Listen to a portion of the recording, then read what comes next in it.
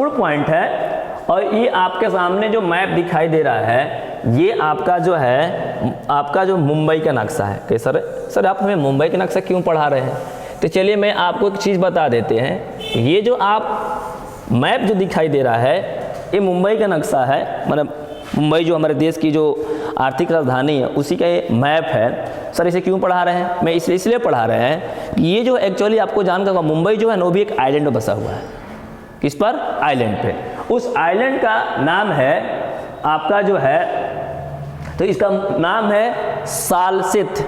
फिर से बताते हैं, सालसेत द्वीप, इंग्लिश में से कहेंगे सालसेत आइलैंड्स। तो जो आपका ये जो मुंबई है ये आप जिस आइलैंड पर स्थित है, मुंबई जिस आइलैंड पर स्थित है उसका नाम है सालसेत। सिर्फ मुंबई ही स्थित नहीं है, जो ठाणे है, ठाणे और मुंबई दोनों जो आइलैंड है आपका जो है सालसेत आइलैंड क्या है स्थित है। ओके, और इसमें जो है, और हम लोग अक्सर एग्जाम में क्वेश्चंस आते हैं कि भारत का ऐसा कौन सा महानगर है जो सबसे बड़े आइलैंड पर क्या है स्थित है? तो इससे दो बड़े महानगर है। एक तो आपका पोर्ट ब्लेयर है जो कि आपका जो है अंडमान निकोबार की राजधानी है, और दूसरा हमारा जो क्या है मुंबई है। लेकिन अगर हम लोग क्षेत्रफल की दृष्टि से देखते हैं तो पोर्ट ब्लेयर क्या है बहुत बड़ा है, ठीक है ना।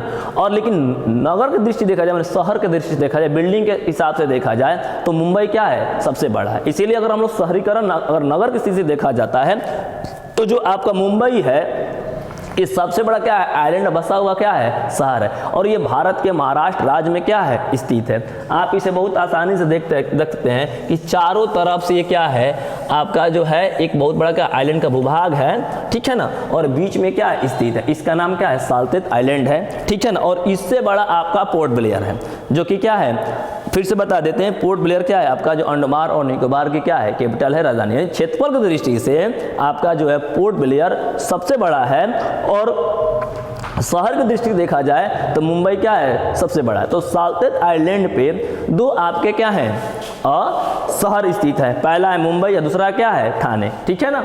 अक्सर एग्जाम में आता है, इसे देख लीजिएगा। मैं आपको एक चीज़ और बता देते हैं, एक छोटा सा आपको एक पॉइंट दिखाई दे रहा होगा, ठीक है ना। इसको हम लोग कहते हैं क्या एलिफेंटा द्वीप, ठीक है ना। इसको क्या कहेंगे एलिफेंटा। ये जो गेटवे ऑफ इंडिया है, क्या गेटवे ऑफ इंडिया, तो गेटवे ऑफ इंडिया से 10 किलोमीटर दूरी पर जाएंगे तो ये वाला जो आइलैंड दिखाई दे रहा है इसको एलिफेंटा आपका जो आइलैंड के नाम से जानते हैं। आप जानते हैं भारत का जो, भारत नहीं पूरे विश्व में प्रसिद्ध जो एलिफेंटा का गुफा है इसी आइलैंड पर क्या है स्थित है। आपको जान के आश्चर्य होगा कि बहुत सारे लोग इस जगह क्या होते हैं हर साल घूमने जाते हैं।